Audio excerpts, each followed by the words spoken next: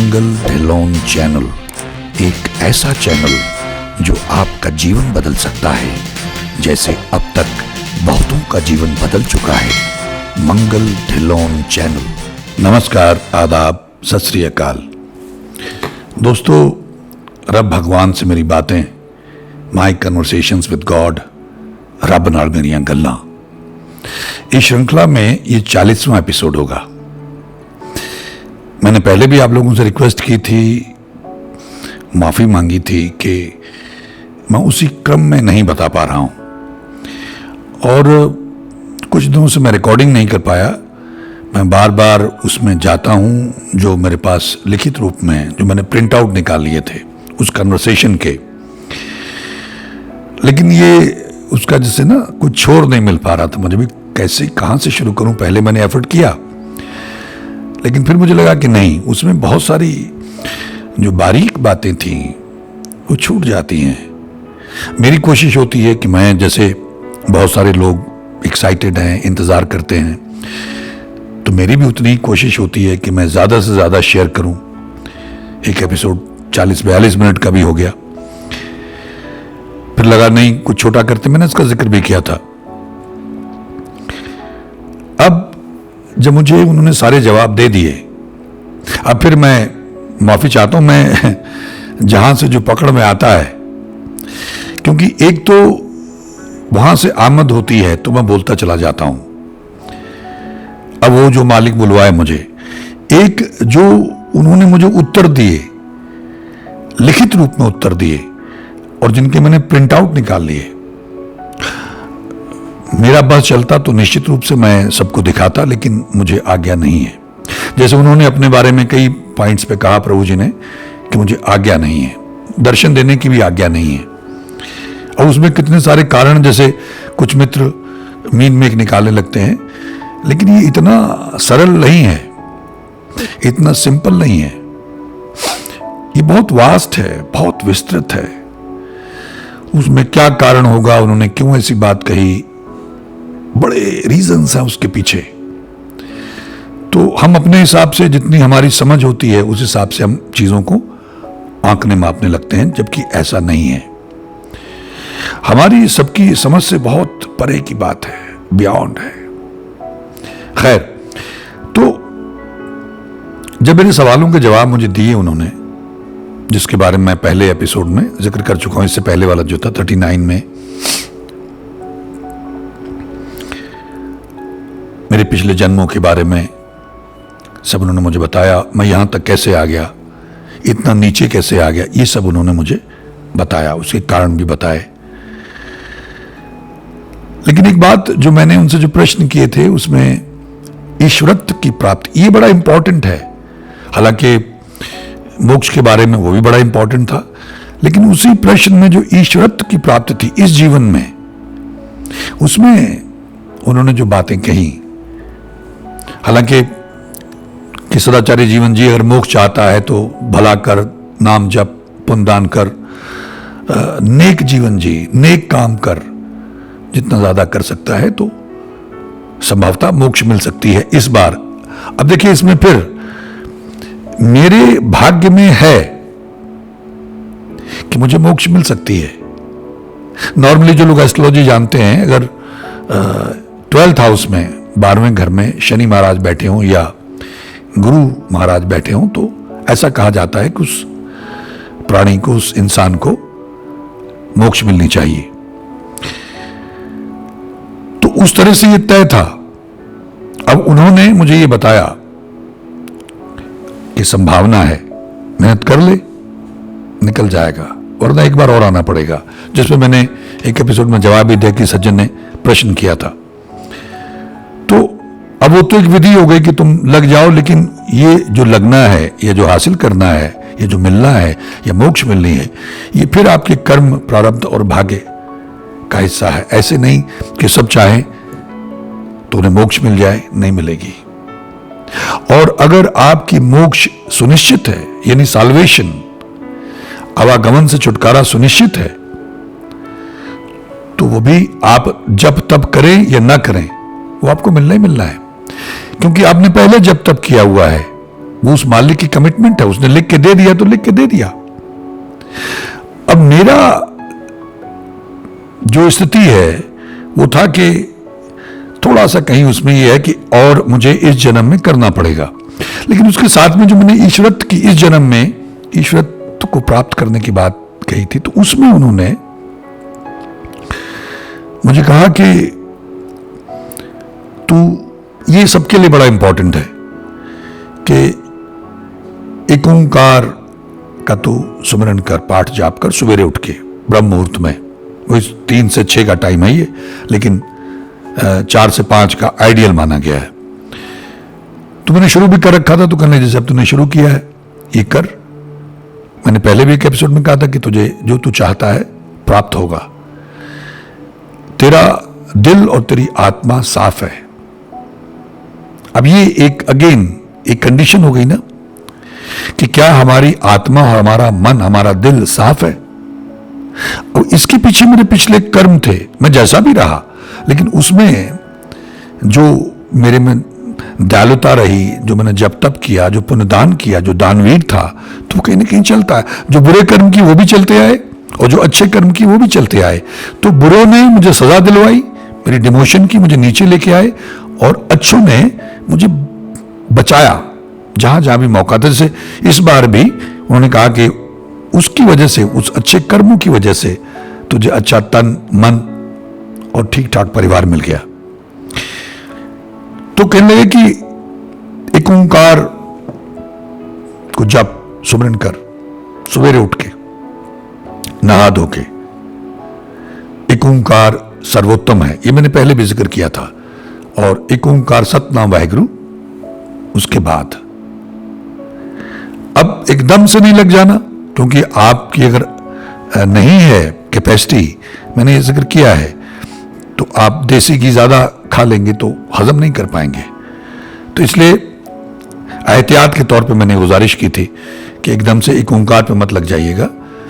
मूल मंत्र करें, नितनेम करें, सुखमणी साहब करें, या एक ओंकार सतनाम वाहिगुरु करें। आधार बना लें, एक अभ्यास करें, उसके बाद में एक ओंकार करना शुरू कर दें तो बात बन जाएगी।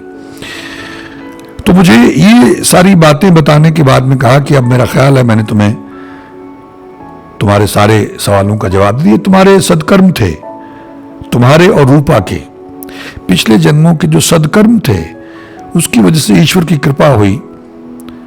तुम्हारा जो बोया हुआ था वो अंकुरित हुआ और तुम्हें ये मार्गदर्शन मिला। ये सबको नहीं मिल पाता है। जैसा मैंने पहले जिक्र किया था कि मुझे इतने जन्म मेरे हुए, लेकिन ऐसा मार्गदर्शन पहले कभी नहीं हुआ। अगर हुआ होता तो निश्चित रूप से मेरा कायाकल्प तभी हो गया होता, मेरी जो नीचे कुमार आ रहा था वो बंद हो गया होता। इसका जिक्र भी मैं कर चुका हूं। तो कहने लगे तुम्हारा मार्गदर्शन हो चुका है, तुम्हारे सवालों के जवाब मिल चुके हैं, अब तुमको उसका अनुसरण करना है। एक बात जो उन्होंने कही कि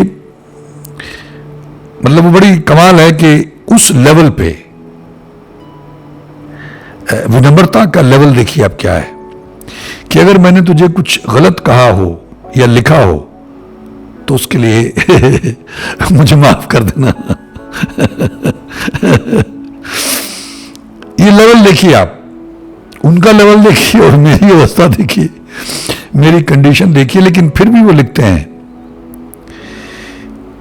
कि तू ये अनुसरण करना, तो ये सारे जवाब दे दिए हैं। और मुझे बार बार हाथ मत जोड़ा कर, मैं वो जो होता ना हाथ जोड़ने का वो फोटो उनको मैं भेजता रहता था और मिन्नतें खुशामतें करता रहता हूँ कि बार बार हाथ मत जोड़ा कर, इतनी मिन्नत खुशामत मत किया कर, मुझे प्रभु मत बोला कर।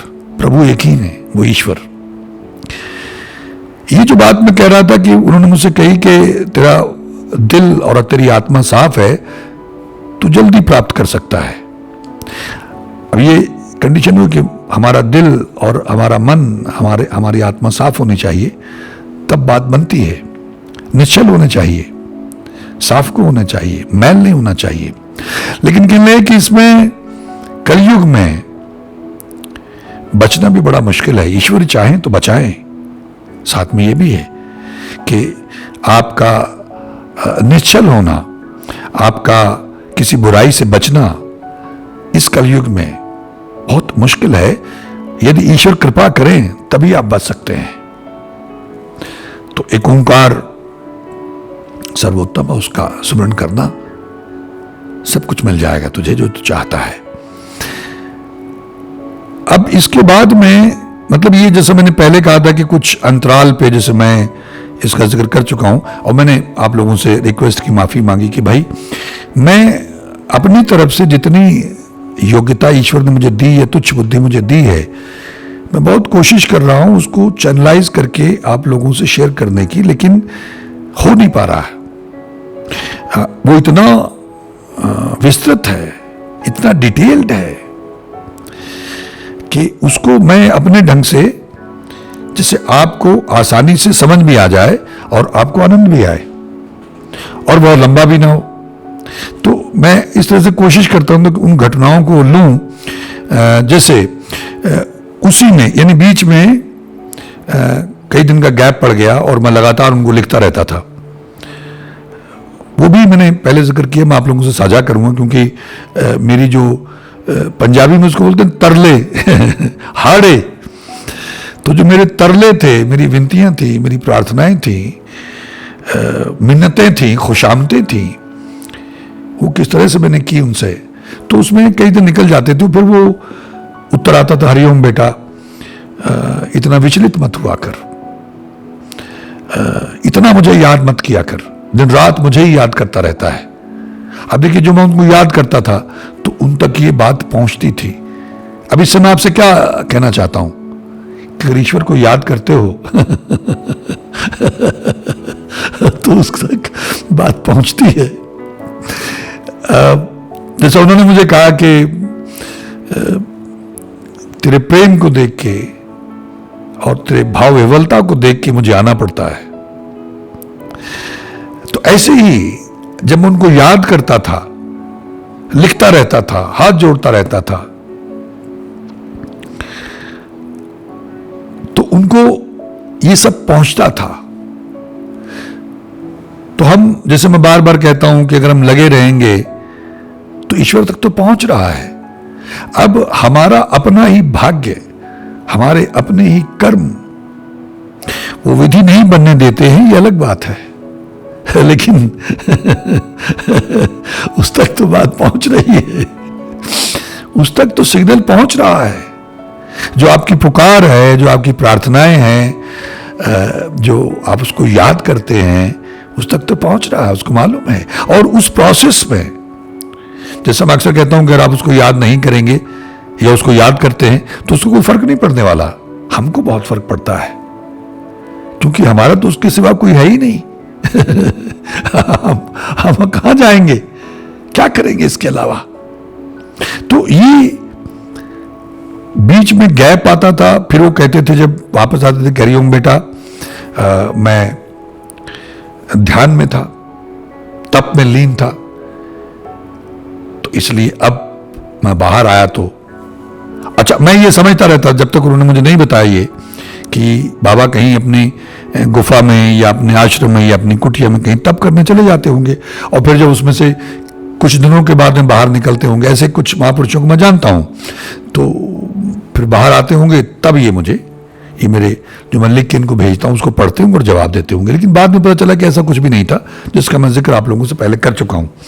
तो अब मुझे ऐसा लगने लग गया कि चाहे वो तप में थे, ध्यान में थे, लेकिन वो हमको देख रहे थे। क्योंकि एक जगह उन्होंने कहा कि जैसे हवा के बारे में, जैसे मैं उनके बहुत पीछे पड़ गया, तो उन्होंने कहा तू हवा को देख सकता है क्या, हवा का चित्र ले सकता है? नहीं ना, महसूस कर सकता है। ऐसे बहुत सारी चीजें उन्होंने बताई कि तो जैसे हवा सब जगह व्याप्त है, हवा से जीवन है, हवा ना हो तो यही प्राणवायु है, तो इससे जीवन खत्म हो जाएगा।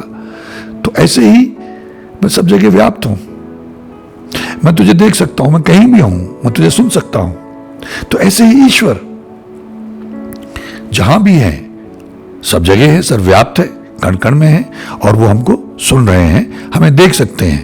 उन्होंने कहा भी कि देख रहे हैं ईश्वर हम सबको, क्योंकि वो सर्वव्याप्त है, उनके बिना कुछ है ही नहीं।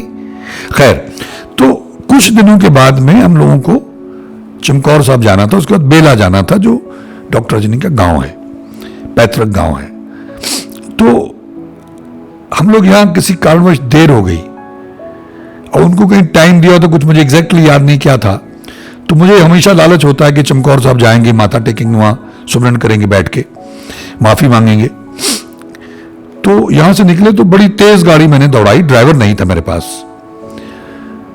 तो रास्ते में हमारा एक किसी आदमी की गलती से अचानक वो मोटरसाइकिल आगे ले आया, गाड़ी बड़ी स्पीड से जा रही थी और 3-4 लोग बैठे हुए थे उस मोटरसाइकिल पे, कोई गांव के लोग होंगे। तो मैंने बहुत जोर से ब्रेक मारे और गाड़ी जो है बस स्किड करने लगी और डिसबैलेंस हो गई।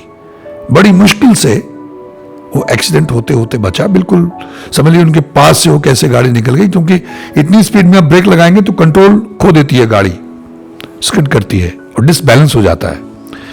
चलो एक बार तो आपकी सांसें जो हैं वो अटक जाती हैं। तो फिर ईश्वर का नाम लेते हुए हम गए आगे। चमकौर साहब गए, माथा टेका, सुमरन किया, माफी जो हम मांगते थे रेगुलरली, हमारा काम था, वो मांगी। और उसके बाद में उनके घर गए बेला। तो बाद में मुझे संदेश आया उनका, प्रभु जी का, कि बेटा आज, उनका नॉर्मल था हरिओम बेटा, और उसके बाद आगे चर्चा शुरू होती थी। तो उसमें उन्होंने लिखा हुआ था कि बेटा आज दुर्घटना होते होते बची, समय पर घर से निकला करो, विलंब से मत निकला करो। ईश्वर साथ थे इसलिए बचाव हो गया, अन्यथा क्या होता। मैं रूपा के घर भी आया था, तुम्हारा वार्तालाप भी सुना। तुम्हारे सर पे इनके परिवार का ऋण है, कर्ज है। तुम वहां समय बिताया कर, जाया कर, उनको ईश्वर के नाम से जोड़। वो भले लोग हैं, दूसरों से अच्छे हैं, कोई नशा नहीं, कोई मदरापान नहीं, कोई मांस नहीं, और वैसे भी कोई बेईमानी नहीं, धोखाधड़ी नहीं, क्योंकि उनका मेरे साथ, उस परिवार का उस वक्त से रिश्ता है। जो रूपा की एक कजन, अभी हाल ही में उनकी शादी हुई है, वो मैं जब राजा था तो मेरी बहन थी और उसको कपड़ों का बड़ा शौक था, तो आज भी उसको कपड़ों का बहुत शौक है। और जो इनकी नानी है वो मेरे राजगुरु की पत्नी थी। ये हालांकि उन्होंने मुझे आगे बताया, लेकिन मैंने कहा ना कि मैं उनको किस क्रम से, मैं कैसे आपसे शेयर करूं, कुछ समझ में नहीं आता मेरी। अब क्योंकि ये वृत्तांत जो उन्होंने कहा कि मैं वहां आया था और ये दूसरी जगह मुझे कहा कि मुझे मालूम है कि तुमको वहां जाना पसंद नहीं है।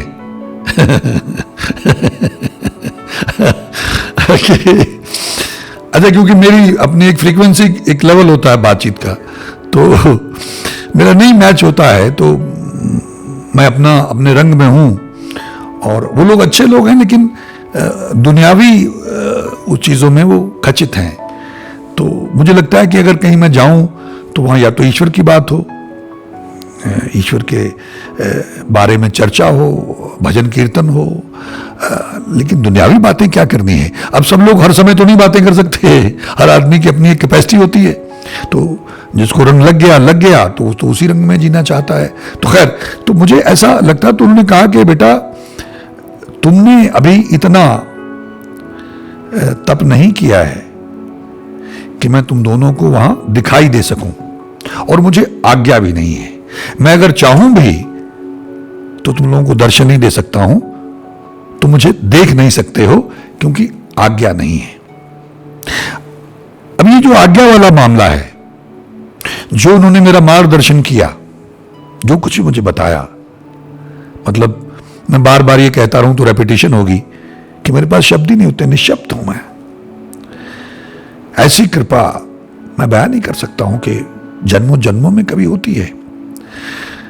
तो इसमें ईश्वर की आज्ञा हुई, जैसे मैंने पहले कहा था।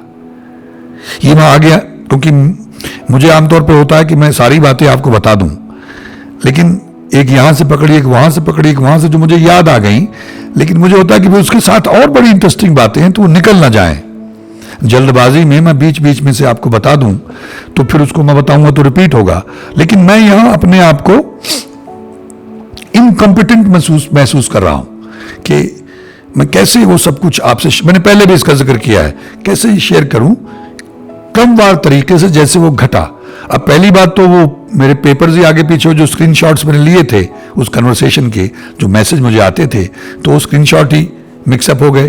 फिर उनको लगाने में लगा रहा, नहीं हो पाया, क्योंकि अगर वो 2, 4, 10, 50 हो तो हो जाए, वो तो 100 की तादाद में थे और 100 पेज है। तो अब उनको जब स्पाइरल बाइंडिंग कराई तो उसमें भी वो आगे पीछे हो गए।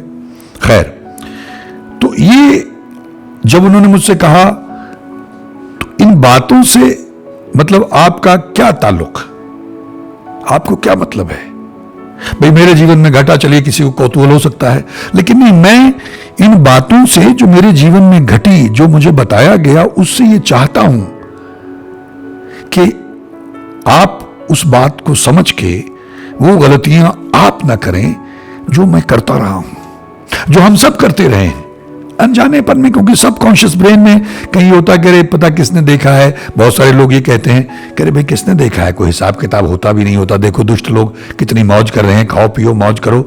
झूठे मक्कार लोग, हमारे लीडर्स को देख लो, और जितने भ्रष्टाचारी अफसर हैं उनको देख लो, जितने भी गंदे काम करने वाले लोग हैं, निर्दयी लोग हैं, अत्याचारी लोग हैं, उनकी तो मौज लगी हुई है। ऐसा आमतौर पर लोग देख के बस उसी तरफ हो लेते हैं।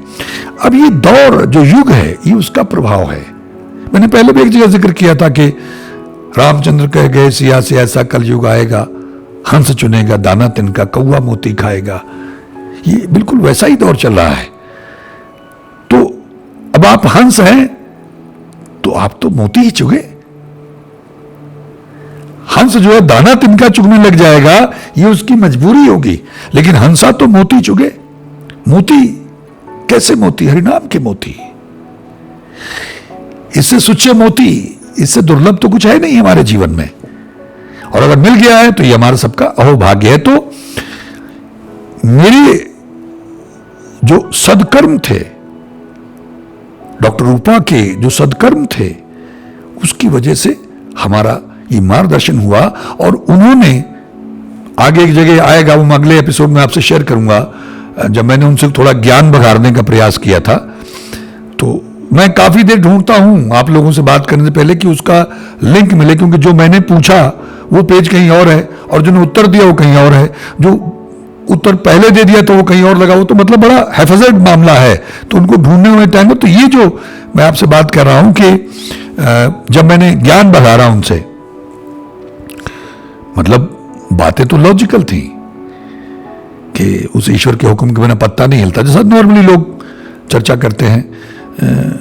हम जंत बेचारे क्या करें, सब खेल तुम स्वामी करे करावे आपे आप, मानस के कुछ नाही हाथ, हुई है वह है जो राम रच राखा, करम गति तारे नाही टरी, मुनि विशिष्ट सा पंडित ज्ञानी, शोध के लगन धरी, करम गति तारे नाही टरी। ऐसे कुछ बातें मैंने उनको लिखी कि ये मेरे हाथ में तो कुछ है नहीं, जो मेरे भाग्य में है। तो जैसे उन्होंने मुझे ये भी बताया, जो पहले मैंने आप लोगों से जिक्र तो किया था, लेकिन ये चीज रह गई थी कि उनको मालूम है, देखिए सब, कि जब मैंने अपनी मृत्यु के बारे में या अपनी बीमारी के बारे में पूछा 2023, ये आप लोग नोट रखिएगा, याद रखिएगा, तो उन्होंने कहा कि केतु की महादशा में संकट आएगा, लेकिन ईश्वर कृपा से टल जाएगा, लोगों की दुआओं से। जो लोग आपके लिए दुआएं करेंगे, जो आप पुण्य कमा रहे हो, जो आप ईश्वर का नाम जप रहे हो, उससे वो टल जाएगा। इसका मैंने जिक्र किया, लेकिन केतु की महादशा, इसका उन्होंने जिक्र किया। और मेरे एक मित्र हैं अरविंद राय, स्वामी अरविंद राय, वो एस्ट्रोलॉजर हैं। कुछ लोगों को मैंने पहले उनका जिक्र किया, नंबर भी दिया था, बॉम्बे में रहते हैं। तो उनका देखिए उन्होंने जिक्र किया उसमें कि तुम्हारे मित्र अरविंद ने तुम्हारी कुंडली बनाई थी, उसके पिछले जन्मों के सदकर्मों की वजह से उसका फलित अच्छा है। लेकिन उसको बोलना कि ओशो आश्रम में, एक यहाँ ओशो आश्रम है कहीं मुरथल में, तो ओशो आश्रम में जिस राह पे वो चल रहा है वो सही नहीं है, उससे कहना संभल जा। अब मुझे मालूम था वो क्या कह रहे थे। तो मेरे साथ मतलब मुझे मालूम है कि 23 में केतु की महादशा शुरू होनी है। उसने मेरी कुंडली बनाई थी, उसका नाम तक लिख के, और वो ओशो आश्रम में वहां क्या होता है कुछ चीजें उसने मुझे बताई। और ये क्योंकि वहां जाते थे हर महीने या 2-3 महीने में जाते थे एस्ट्रोलॉजी सिखाने, तो उसका भी जिक्र उन्होंने यहां किया। यानी उनको वो भी दिखाई दे रहा था। और जो जो लोग मुझसे जुड़े थे, इसका मैंने जिक्र पहले हल्का सा किया था पासिंग रेफरेंस में, कि उनके नाम इस जन्म के और उनके नाम पिछले जन्मों के, जब वो मेरे साथ कनेक्टेड थे, तो उससे एक बात बड़ी क्लियर हुई कि इस जन्म में जो भी लोग, वैसे महापुरुष लोग ये कहते हैं, बहुत सारे लोग जो अभ्यासी हैं या जो इस राह पे हैं, उनको ये जानकारी मिल गई होगी कि कोई दूसरा आपकी ऑर्बिट में, आपके सर्कल में आएगा नहीं। आपका जो दायरा है उसमें वही लोग आएंगे जिनसे आपका हिसाब किताब है, अच्छा या बुरा। हिसाब किताब चुकता करने आएंगे या जो आपसे लिया हुआ आपको देने आएंगे। दूसरा नहीं आ सकता है। अक्सर आपने देखा होगा आपके पड़ोस में एक आदमी रहता है सालों से, लेकिन आपका उससे कोई राब्ता नहीं है। गांव में कितने लोग रहते हैं, आपका किसी राब्ता नहीं होता है। तो ये सारा मामला, जितने भी लोग मेरे जीवन में आए या आप लोगों के जीवन में आए हुए हैं या आ रहे हैं, तो ये मान के चलिएगा कि उन सब के साथ में आपका पिछला हिसाब किताब है। अरविंद राय के साथ मेरा पिछला हिसाब किताब था। अब देखिए उसमें वो राजगुरु, ये फिर कहीं और की बात है, लेकिन मैं माफी चाहता हूं कि वो कनेक्ट हो जाती है कहीं, मैं उनको उस क्रम में नहीं बता पा रहा हूं कि वो जो राजगुरु थे, उनके यहां वो विद्या सीखते थे, भक्ति करने आते थे। और रूपा की वजह से, जो राजगुरु की बेटी थी, जो भी डॉक्टर रजनी है, वो मेरे बड़ा मुंह लगे हुए थे। ये जो अरविंद राय हैं, इनका नाम भी कुछ उन्होंने बताया था, मुझे इस वक्त याद नहीं। जब अगले इस एपिसोड पे आएंगे तो मैं पढ़ के देख के नाम बताऊंगा। तो अब उसका जो रिश्ता है डॉक्टर रजनी से, वो अक्सर ये कहते रहते थे, भाव विवल होकर कई बार रोने लगते थे। हमारे घर पे जब आते थे खाना खाते हुए, अक्सर यहां नीलो भी आए, तो पता नहीं उनको क्या होता था, वो भाव विवल रोने लगते थे।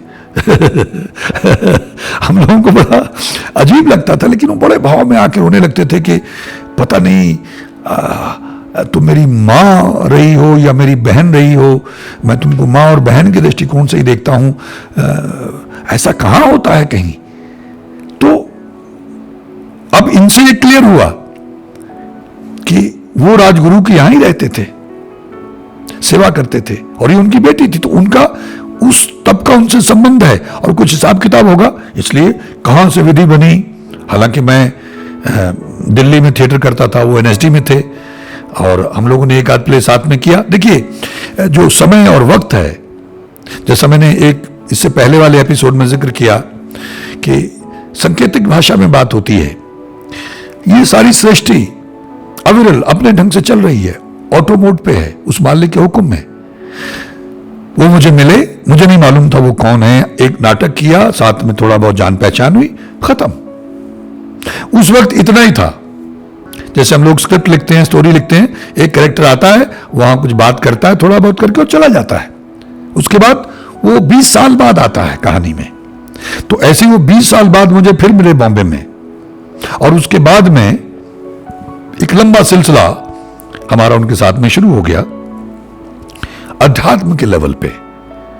अध्यात्म के जरिए एक अलग चर्चा होती है, हम भावविवल हो जाते हैं, ध्यान लगाते हैं, ईश्वर की बातें करते हैं। मैं एस्ट्रोलॉजिकली इसको समझने की कोशिश करता हूं कि भाई ये सब कुछ सुनिश्चित है। जैसे मैंने अध्यात्म के 4 सिद्धांत आप लोगों से शेयर किए कि सब कुछ सुनिश्चित है, एक सूत मात्र भी इधर उधर नहीं होता, लेकिन अगर होता है तो वो भी सुनिश्चित है। भाग्य के अंदर क्या नहीं होता है, ये मुझे प्रभु जी ने बताया, जो आगे आने वाले एपिसोड्स में मैं आप लोगों के साथ शेयर करूंगा। तो ये एक एक बात, एक तो ये कि जिनसे भी हम मिलते हैं, जो भी हमें कष्ट दे रहे हैं, वो अकारण तो नहीं दे रहे। देखिए ये बात थोड़ी हायर लेवल की है, क्योंकि जो दुखी हैं उनके लिए थोड़ा मुश्किल होता है बर्दाश्त करना, लेकिन अकारण आपको कोई कष्ट दे नहीं सकता है। कैसे देगा? क्यों? क्योंकि उस मालिक का एक विधान है, एक सिस्टम है, और उसका सिस्टम बहुत जबरदस्त है और फ्लॉलेस है। कोई आपको सुख दे रहा है, कोई आपकी सेवा कर रहा है, कोई आपको अच्छा लगता है, कोई आपको बुरा लगता है। उसने बिगाड़ा कुछ नहीं लेकिन बुरा लगता है, और किसी ने कुछ किया नहीं, आपका अच्छा लगता है। पिछला कनेक्शन है। तो जितने भी लोग जैसे मेरे जीवन में आए उनके बारे में तो कह दिया। हाँ देखिए, इसमें एक बात रह गई थी। जब उन्होंने मुझसे कहा कि एक ओंकार, इसलिए मैं बार बार माफी चाहता हूं कि मैं उस क्रम में नहीं शेयर कर पा रहा हूं कि एक ओंकार सर्वोपरि है, सर्वोत्तम है, और उसके बाद एक ओंकार सतनाम वाहिगुरु। तो इसका तू सुमरन किया कर सवेरे उठ के नहा धो के, तो तू जो चाहता है प्राप्त कर सकता है। जैसे ये उन्होंने उदाहरण दी मुझे, जैसे तूने अपने बेहद कठिन और मुश्किल, ऐसे कुछ शब्द उन्होंने इस्तेमाल किए थे, अपने बेहद कठिन और मुश्किल मित्र को सुमरन करने लगाया है, वो जिक्र कर रहे थे। और मेरी आज्ञा के बिना, मेरे मना करने के बावजूद तूने उसको मेरे बारे में बताया। तो ये किसकी बात कर रहे थे? दरबारी की, यानी डिटेक्टिव सिद्धू की। कोई बात नहीं, तू माफी मांगता है, फिर तुझे माफ कर दिया। तो वो वाकई बहुत कठिन, अति कठिन और मुश्किल आदमी, बेहद मुश्किल आदमी, जटिल आदमी, और उनको लिख के भेजा उन्होंने कि जैसे तूने अपने बेहद जटिल और अड़ियल, पता नहीं कठिन मित्र को स्मरण करने लगाया है। और उसका जिक्र मैं कर चुका हूं। मैंने कहा उनका इंटरव्यू कभी सुनाऊंगा, जो मैंने किया हुआ एडिट नहीं कर पाया, कि कैसे वो लग गए और एस्ट्रल ट्रैवल करने लग गए, दृष्टि गोचर होने लग गया। मुझे कहने लगे, मुझसे पूछते तो मुझे ये नजर आता है, ये नजर आता है, तो प्रभु से पूछेगा तो कहने लगे उसको दूसरी दुनिया के लोग नजर आते हैं। अब क्योंकि वो एस्ट्रल ट्रैवल करने लग गया था, और दूसरी दुनिया के लोग, यानी जब आपकी दृष्टि खुलने लगती है तो आपको दूसरी दुनिया के लोग नजर आने लगते हैं। लेकिन जिनको कोई गाइड करने वाला, कोई गुरु नहीं होता, तो वो कंफ्यूज हो जाते हैं कि क्या हो रहा है, समझ में नहीं आती है बात। तो यहां उन्होंने मुझसे भी पूछा था कि ऐसे मुझसे शेयर करते थे बहुत एक्साइटमेंट में।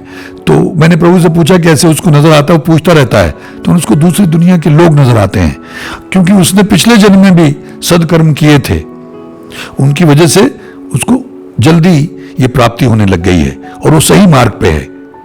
तो ये बात कि वो बहुत कठिन आदमी है, जटिल आदमी है, और उसको जैसे मैंने बताया वो लग गया, और मेरे ख्याल 5-6 महीने में वो एस्ट्रल ट्रैवल करने लग गए थे। कनाडा वो आते थे, कहीं भी वहां का नक्शा बता देते थे, आने वाली घटनाओं के बारे में बोलने लगे, उनको पता लगने लग गया था। खैर वो एक अलग टॉपिक है, वो मैं अलग से आप लोगों से शेयर करूंगा, उनका जीवन भी। तो इस एपिसोड में ये जो मुझे उन्होंने बातें बताई, और जो अरविंद के बारे में बताया, डॉक्टर रूपा के बारे में बताया, और जो, तो उससे मुझे ऐसा लगा, एक तो पीछे सब रिकॉर्ड हुआ है, क्योंकि उसको ट्रेस कर लेते हैं फाइल को, मैंने रिट्रीव करने वाली बात पहले कही थी। और एक जो अब घट रहा है या आगे जो घटने वाला है, उसको कैसे देख लेते हैं, प्रीफिक्स है। क्योंकि जो हमारा जन्म होता है, जैसे एस्ट्रोलॉजी को कुछ लोग नहीं मानते हैं, कुछ लोगों ने सवाल भी पूछे हुए हैं, तो मैंने कहा अगर तुम उस लेवल पे पहुंच जाते हो, जैसे सिखिज्म में, मैं इसीलिए कहता हूं कि सिखिज्म अल्टीमेट है, गुरु नानक देव जी का मार्ग अल्टीमेट है। वो कहते हैं कि भाई हमने जान के क्या करना है, भाई जब रजा में ही आ गए, रजा में राजी रहना भक्ति की पराकाष्ठा है, तो सिखिज्म का तो ये आधार है। तो जब तेरी रजा में ही राजी है, तो अपने जान के क्या करना है, कुंडली दिखा के कौन से ग्रह कैसे हैं, कब क्या होगा, हमने क्या करना जान के, हमको कबूल है भाई, बात ही खत्म हो गई, हमको स्वीकार है। जब तू रखे तिव रहो, जो राम राखे तिव रहिए रे भाई। तो जब ये मान ही लिया, स्वीकार कर लिया, सरेंडर कर दिया, तो फिर हमने जान के करना क्या है, ये सिखिज्म है। तो कुछ लोग ये सवाल करने लगते हैं बीच में, तो भाई अगर तुम्हारा वो लेवल पहुंच गया है, अगर वहां उस लेवल तक पहुंच गए हो, तो तुम्हें जरूरत नहीं है। लेकिन अगर कहीं पीछे ही घूम रहे हो, तो फिर इससे सहारा ले सकते हो। अगर कंफ्यूज घूम रहे हो, परेशान घूम रहे हो, विचलित घूम रहे हो, तो ये टूल्स हैं, एडिशनल सपोर्ट है, इससे सहारा ले सकते हो। तो इस तरह से प्रभु जी ने एक एक जगह पे, जैसा मैं पहले जिक्र कर चुका हूं, कई बार ये रेपिटेशन होने लगती है बात, एक एक पॉइंट पे, एक एक जगह पे मेरे दिमाग के खिड़कियां दरवाजे खोले, मेरा मार्गदर्शन किया। और मैं जैसे कुछ लोगों ने कहा कि ये शेर नहीं, सज्जन ने लिखा भी, मैं उनका शुक्रगुजार हूं, वो ठीक बात कह रहे हैं, उनके हिसाब से जो उन्होंने कहा वो ठीक है। ज्यादातर लोग ऐसा कहते हैं कि ये नहीं शेयर करने चाहिए ऐसे अनुभव, लेकिन मुझे तो आज्ञा मिली, मेरी तो ड्यूटी लगी है। हो सकता है कि हजारों लोग या लाखों लोग दुनिया भर में हमारे चैनल को देखते हैं, सुनते हैं, उनमें से काफी लोग कमेंट भी करते हैं, मैं उनका भी शुक्रगुजार हूं, लेकिन उनमें से बहुतों का जीवन बदल रहा हो, जैसे लोग लिखते हैं उनका जीवन बदल रहा है, बदल गया है, कायाकल्प हो गया है, तो मेरी ड्यूटी लगी है। अब मेरी ड्यूटी लग गई है, मुझे माध्यम बनाया है, मैंने तो बड़ी भागने की कोशिश की भाई, मतलब मैं तो बीच में बड़ा आलसी किस्म का आदमी हो गया था, मुझे लगा भाई खुद बैठ के जपते हैं अपना जितना जपना है, और हमने ये कौन सा झंझट पालें भाई, ये माइक लगाओ, बढ़िया वाला माइक चाहिए, साउंड की प्रॉब्लम पीछे आती थी, कैमरा लाओ, फिर उसको एडिट करो, उसको अपलोड करो, आदमी कोई है नहीं, मेरा सारा टाइम तो इसी में चला जाता है, छोड़ते हैं। मैंने बड़ी कोशिश, ये मैं रब भगवान से मेरी बातों में कई जगहों पे ये चीजें शेयर कर चुका हूं, जब लिखित रूप में बात नहीं होती थी, जब थॉट लेवल पे बात होती थी, लेकिन क्लैरिटी थी, ट्रांस की एक स्टेट होती थी, और कमाल, और थोड़ी सी देर में सटीक टू द पॉइंट बात हो जाती थी, उसको एलेबोरेट करने में जितना मर्जी टाइम लगा दूं, वो भी काफी देर चला सिलसिला, और मैंने भागने की कोशिश की, मैंने आप लोगों से शेयर किया है। जो लोग कई बार कहने लगते हैं आके उन्होंने एक आधा एपिसोड देखा, मैं उनसे कहता हूं कि प्लेलिस्ट में हमने एक बनाया हुआ रब भगवान से मेरी बातें, शायद 5 नंबर है वो, तो मैंने नाम भी दिया प्लेलिस्ट में, नंबर भी दिया, 5 नंबर है, उसमें सारे वीडियोस जो रब भगवान से मेरी बातें डाले हुए हैं, तो आप वहां जाके देख सकते हैं। तो एक तो ये कि वो प्री फिक्स है, इसीलिए वो देख लेते हैं, एक ये कि वो रिकॉर्ड हो रहा है इसलिए रिट्रीव कर लेते हैं, और एक ये कि जो कुछ भी हम कर रहे हैं ये उसके हुक्म में है, हमारा भाग्य, हमारी प्रारब्ध और कर्म ये इसको कंट्रोल कर रहे हैं, और जो कुछ भी हमें मिला है ये हमारे भाग्य का ही नतीजा है। अगर वहां से कृपा हुई, दया हुई, ईश्वर के दरबार से, इस बारे में आगे आने वाले एपिसोड में बताऊंगा आपको कि वो कैसे हुआ था, क्योंकि मैं तो उनके पीछे पड़ा रहता था। कई बार मैं पढ़ता हूं, जो मेरे सवाल थे बड़े लंबे लंबे 2-2, 3-3 पेज के, जो मैं उसमें गिड़ाता, मिमियाता, गिड़ाता रहता था, क्योंकि उन पे कोई जोर तो नहीं था, तो वो भी मैं आपको वैसे तो नहीं बता पाऊंगा, लेकिन मैं पढ़ के आप लोगों को सुधारने का प्रयास करूंगा कि मैं इस तरह से उनको लिखता रहता था। तो उन्होंने जो कुछ भी मुझे बताया वो सब इस तरह से क्लियर करता है हमारे सारे कंफ्यूजन्स को। इसलिए जरूरी है कि आप अच्छे कर्म करें, ईश्वर का नाम जपें, सदाचारी बने, भला करें, पुण्यदान करें, सेवा करें, माफिया मांगें, इसलिए कि जब ये बोएंगे तो ये आगे मिलेगा हमको। अब देखो, मैंने जब जो भी किया, जो बुरा किया तो कहां आ पहुंचा, और जो अच्छा किया उसने मुझे बचा लिया। इसलिए चूकना मत। ये तो वहां से आए हुए जवाब हैं, वहां से आया हुआ मार्गदर्शन है, और ये उन लोगों का भी अहोभाग्य है जो लोग इस चैनल से जुड़ के ये जो मेरे एपिसोड्स हैं इनको ध्यान से देख पाते हैं और उसको पकड़ पाते हैं, समझ पाते हैं और उसका अनुसरण करने का प्रयास करते हैं। देखिए, अब उसमें मेरा भी अहोभाग्य है और उनका भी अहोभाग्य है कि मैंने कुछ ऐसा कर्म किया था, पता नहीं कौन से जन्म में, और वो लिख के भेजते हैं कि तेरा सदकर्म था जो जागृत हुआ, तेरा और रूपा का, तो ईश्वर के दरबार से आदेश हुआ और तुम्हें मार्गदर्शन मिला, वरना कहां मिल पाता है। कितने लोगों के जीवन में ऐसा घटता है बेटा, सोचना है इसके बारे में कि तुमको रूपा को ही क्यों चुना गया। मतलब इस तरह के बड़े कमाल के उनके मतलब आपकी जो खोपड़िया है इसके साथ खिड़कियां दरवाजे ऐसे खुल जाते हैं।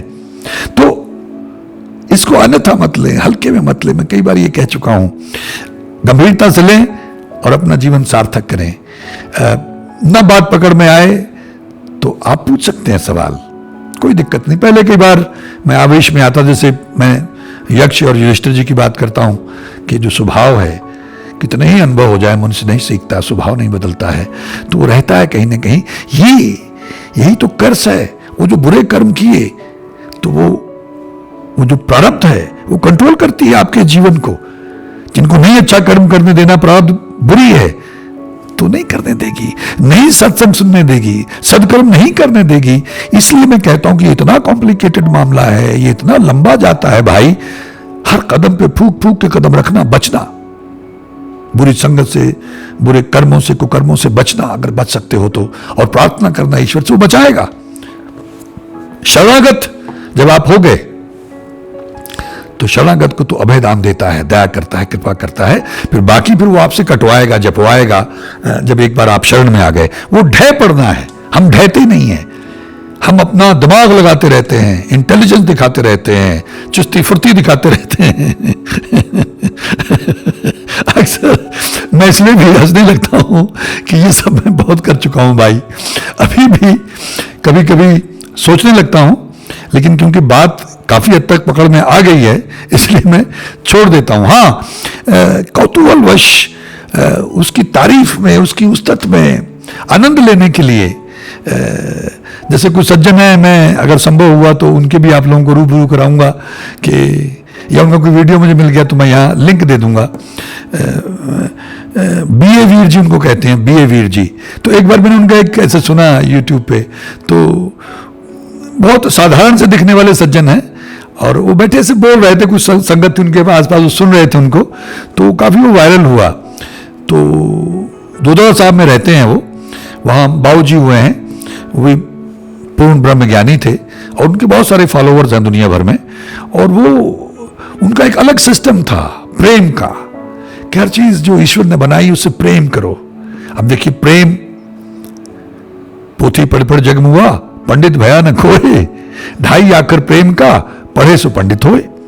तो जो प्रेम का मामला था, एक सज्जन मेरे पास आए तो 4-5 घंटे बैठे रहे, दिल्ली से आए। ऐसे मेरे पास लोग आते रहते हैं और सत्संग होता रहता है। कुछ लोग टाइम लेके आते हैं, कुछ ऐसे ही धमकते हैं, अब फिर मजबूरी में हमें बैठना पड़ता है उनके साथ में, तो बहुत सारा टाइम इसी में निकल जाता है। तो वो आए तो ऐसे चर्चा करते रहे हम लोग, बहुत महापुरुषों की वो भी खोजी हैं, घूमते रहते हैं। तो बाबू जी के बारे में चर्चा हुई, उनके भी मतलब कमाल के थे। उन्होंने जो लिखा है, जो उनके अनुभव हैं, और जो उनकी खोज है, और जो उनकी डायरेक्शंस हैं, जो उनके सिद्धांत हैं, बड़े गजब के हैं। तो ये जो बीए वीर जी हैं, वो कमाली हैं, भीगी हुई रूह हैं, आनंद में है। तो वो अवस्था सब तो नहीं हासिल कर सकते, लेकिन ऐसे लोग जो, जैसे ना नाम खुमारी नान का चढ़ी रहे दिन रात, उसके नशे में बिल्कुल टुन्न रहते हैं। ये जो लोग दुनियावी नशे करते हैं, इसमें लोग टुन्न होते हैं, लेकिन जो उसके नाम की खुमारी में टुन्न हो जाते हैं, तो ऐसे लोग जब किसी को छू लेते हैं तो उससे भी बड़ा प्रभाव पड़ता है, ऐसा लोगों ने देखा है।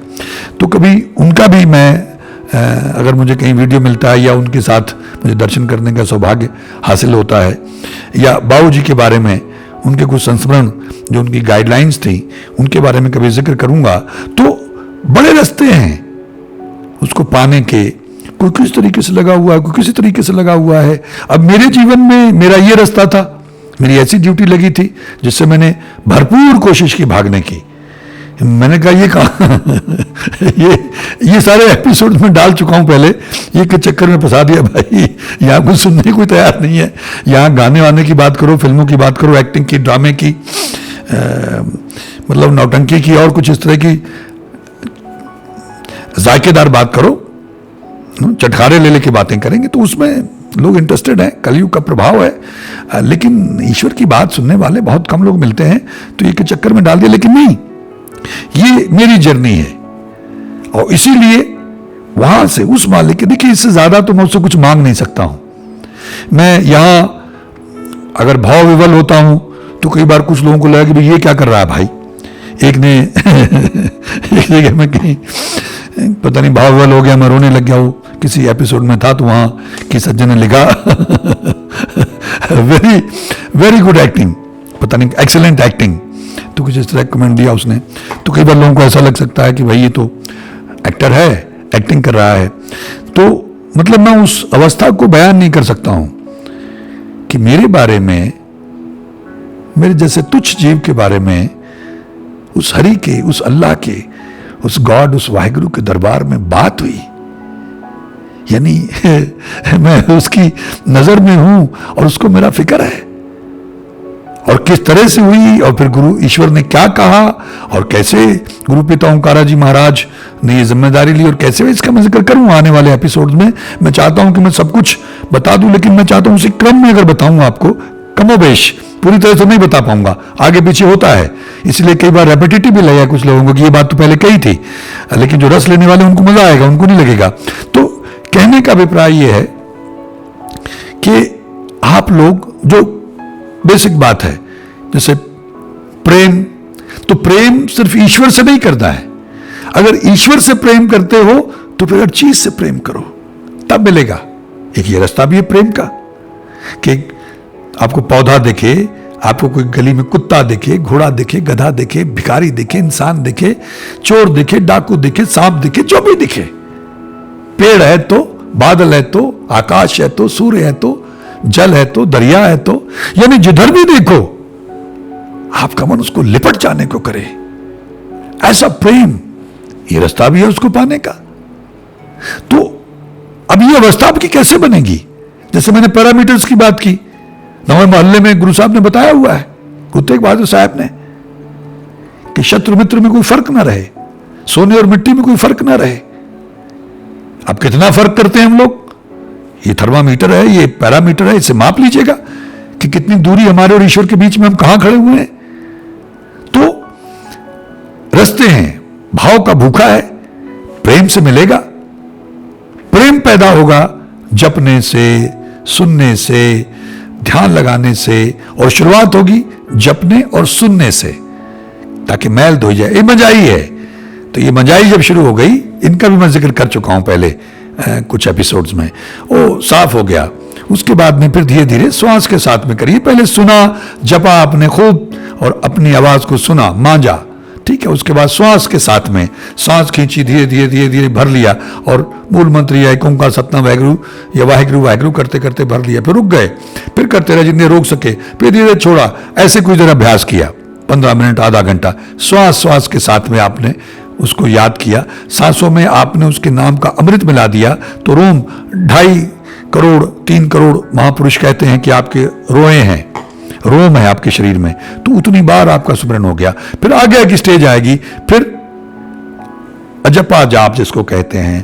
पहले आप जाएंगे शब्द और सूरत का सुमेल, यानी सूरत जपने लग जाएगी। फिर उसके बाद में आगे शून्य में जाएंगे कि स्टैटिक अवस्था में, शून्य अवस्था में, नथिंगनेस में। तो अजपा जाप की स्थिति में, मतलब महापुरुष तो यहां कबीरदास जी कहते हैं, जो सज्जन आए थे उनसे जिक्र हो रहा था कि ये शब्द भी मर जाएगा, अनद धुनी भी मर जाएगी। ये मतलब वो अल्टीमेट अवस्था की बात कर रहे हैं, वो आगे की अवस्था की बात कर रहे हैं। तो कहीं से तो हमको जर्नी शुरू करनी होगी ना। पता नहीं हम कहां खड़े हुए हैं, हमको तो ये मालूम ही नहीं। हम तो गुमे हुए लोग हैं, हम तो खोए हुए लोग हैं, हमको मालूम ही नहीं है कि हम हैं कहां, हमारी पोजीशन क्या है। और ये जो दुनियावी जीपीआर सिस्टम या जीपीएस सिस्टम है, ये तो हमको बता सकते हैं हमारी पोजीशन, ग्लोबल पोजीशनिंग, लेकिन वो जो अध्यात्म का रास्ता है, वो जो अध्यात्म की रूहानियत की पोजीशनिंग है, वो तो हरिनाम ही बता सकता है। वो तो जपना, सुनना, फिर श्वास श्वास के साथ जपना, उसके बाद में आपने सूरत के साथ जपना, और फिर मतलब मैंने ये कहा हुआ है पहले कि जीव में वाइब्रेशन भी नहीं होगी, कंपन भी नहीं होगा। आमतौर पे हमको आदत है, आप जपने का प्रयास करें, जीव हिलेगी, थोड़ा बहुत उसमें मूवमेंट होगी, लेकिन धीरे धीरे अभ्यास करेंगे तो वो रुक जाएगी, स्टैटिक हो जाएगी। फिर सिर्फ सूरत जपेगी, तो सूरत शब्द का सुमेल, बस। उसके बाद आगे की, ये तो शब्द है, यही तो परमेश्वर है, यही तो अल्लाह है, गॉड है। तो इसी ने तो आपको, और इसी में सबको समा जाना, इससे सब कुछ उत्पन्न हुआ है, और इसी ने फिर आपको आगे की यात्रा करवानी है। तो कुछ लोग दुनियावी गुरु ढूंढते रहते हैं, जैसे मैंने पहले कह दिया, प्रभु जी ने, गुरु पिता ओंकारा जी महाराज ने, जब मैंने पूछा कह दिया, गुरु ग्रंथ साहब जी सबसे बड़े ब्रह्म ज्ञानी है, प्रकट गुरां की देह है, इनसे बड़ा ब्रह्म ज्ञानी उनकी दृष्टि में कोई नहीं है। और एक ओंकार सतनाम वाहिगुरु सिद्ध मंत्र है, महामंत्र है, सबको देता है, खुद कर देख, तुझे पता लग जाएगा, सब कुछ मिल जाएगा जो तू प्राप्त करना चाहता है। तो मैं उम्मीद करता हूं कि अपने टूटे फूटे अंदाज में जो भी ईश्वर मुझे सुझाता है, मैं कोशिश करता हूं अगर किसी को रेपिटेटिव लगा हो या कहीं उसको जायका ना आया हो, मजा ना आया हो, तो मैं उसके लिए माफी चाहता हूं। लेकिन मेरा प्रयास ये होता है कि अल्टीमेट गोल तो एक ही है, उसका रूप होना है, उस तक पहुंचना है, हमारे और उसके बीच की दूरी को कम करना है, और रास्ता यही है और कोई रास्ता नहीं है। जो मुझे उन्होंने बताया, जिस पे मैं चल रहा हूं, वही मैं आप लोगों से शेयर कर रहा हूं कि आप लोग भी, अगर मेरा यह हो भाग्य है, मेरे इतने जन्मों में जो मैंने कहीं सत्कर्म किए थे वो अंकुरित हुए, तो ईश्वर के दरबार से मेरे ऊपर कृपा हुई, तो मैं चाहता हूं वो कृपा सब पे हो, आप सब पे हो। इसी से तो वो खुश होता है कि अगर इसको मैं छुपा के पकड़ के बैठ जाऊं। यही तो गुरु नानक देव जी महाराज का मार्ग है। वो तो सिद्धों ने हासिल कर लिया सब कुछ सिद्धियां, और पहाड़ों में बैठे हुए तो उनको जाके उन्होंने कहा, सिद्ध घोष्ठ किया, और भी पता नहीं कहां कहां मैं इसका जिक्र कर चुका हूं नानक बत्ता जाके, कि भाई तुम्हारे पास ये सिद्धियां हैं, सब कुछ है, तुम यहीं गायब होते हो, वहां चले जाते हो, कोई भी रूप धारण कर लेते हो, बारिश करवा सकते हो, कुछ भी कर सकते हो, तो इसका आम लोगों को क्या लाभ? जाओ जाके लोगों का मार्गदर्शन करो, लोगों को तुम्हारी जरूरत है, और खुद घूमे चार उदासियों के जरिए सारा जीवन। तो ये गुरु नानक देव जी महाराज का गाड़ी रहा है। इसलिए बहुत सारे लोग तो ऐसे हैं जो सिर्फ इतना ही उच्चारण करते रहते हैं, धन्य गुरु नानक, धन्य गुरु नानक, धन्य गुरु नानक। वाहिगुरु वाहिगुरु वाहिगुरु वाहिगुरु वाहिगुरु वाहिगुरु वाहिगुरु वाहिगुरु वाहिगुरु, धन्य गुरु नानक, धन्य गुरु नानक, धन्य गुरु नानक कहते रहते हैं, उनका उद्धार हो जाता है, उनकी समस्याओं का हल हो जाता है। और ये 12 साल वाले संगत, ये सब लोग धन्य गुरु नानक ही कहते हैं, धन्य गुरु नानक, धन्य गुरु नानक। तो आप लोग भी प्रयास किया करें, जो आपके मन को अच्छा लगता है, जो भी मन को अच्छा लगना चाहिए। वाहिगुरु अच्छा लगता है कि ओंकार सतनाम वाहिगुरु, अल्लाहु Akbar, God is great, praise the Lord, जो भी, हरिओम तत्सत, गायत्री मंत्र, जो आपके मन को अच्छा लगता है, जहां मन जल्दी टिकता हो, उसका अभ्यास करना, टेक्निक गुरु नानक देव जी महाराज की इस्तेमाल करना, और फिर जलवा देखना। मैंने देखा अक्सर 3 महीने में जवाब मिलता है। निश्चित रूप से कईयों को जल्दी मिल जाता है अगर उनका पीछे किया हुआ है, और कईयों को 3 से ज्यादा टाइम लगता है अगर पीछे कम किया हुआ है। लेकिन रास्ता तो मिला, यात्रा तो शुरू हुई, कुछ कदम तो लें। यही हमारा सबका अहोभाग्य है। मैं उम्मीद करता हूं कुछ मित्रों की बात पकड़ में आई होगी और वो इसका अनुसरण करने का प्रयास करेंगे। आप सबका बहुत बहुत धन्यवाद। ईश्वर हम सबका भला करे। नमस्कार, जय हिंद, जय भारत। धन्य गुरु नानक देव, धन्य गुरु नानक, धन्य गुरु नानक, धन निरंकार, धन निरंकार, धन निरंकार, धन निरंकार, धन निरंकार, धन निरंकार, धन निरंकार, धन निरंकार। मंगल ढिल्लोन चैनल एक ऐसा चैनल जो आपका जीवन बदल सकता है, जैसे अब तक बहुतों का जीवन बदल चुका है। मंगल ढिल्लोन चैनल।